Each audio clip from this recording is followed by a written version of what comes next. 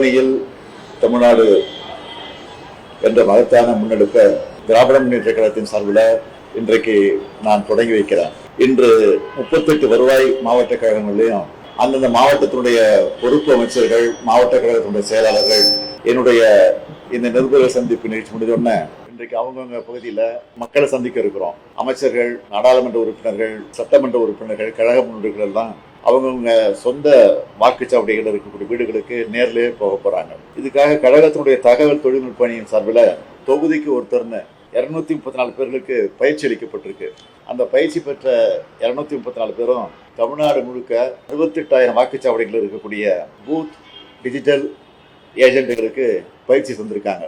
தமிழ்நாட்டுடைய மண், மொழி, மானம் காக்க மக்கள் எல்லாரையும் ஓரணியில் திரட்டுறது தான் இதனுடைய அடிப்படையும் முதன்மையான நோக்கமும். தமிழ்நாட்டுக்கு தொடர்ந்து இழைக்கப்படக்கூடிய அநீதிகள், தமிழ்நாட்டு மக்கள் எல்லாரும் ஒருங்கிணையணும், அதை எதிர்த்து போராடணும் என்பதற்கான முயற்சி தான் இந்த முயற்சி.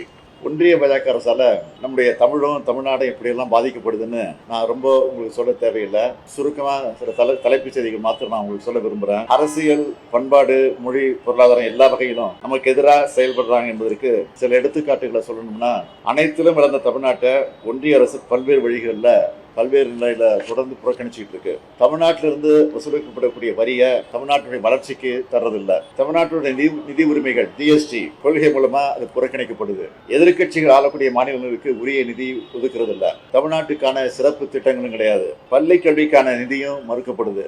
ஒன்றிய அரசின் திட்டங்களுக்கும் தமிழ்நாடு அரசு தான் நிதியை தந்து அதை இன்னைக்கு நாங்கள் தொடர்ந்து நிறைவேற்றிட்டு இருக்கிறோம். நீட் தேர்வு மூலமா அடித்தட்டு மாணவருடைய மருத்துவ கல்விக்கானது சிதைக்கப்பட்டிருக்கு.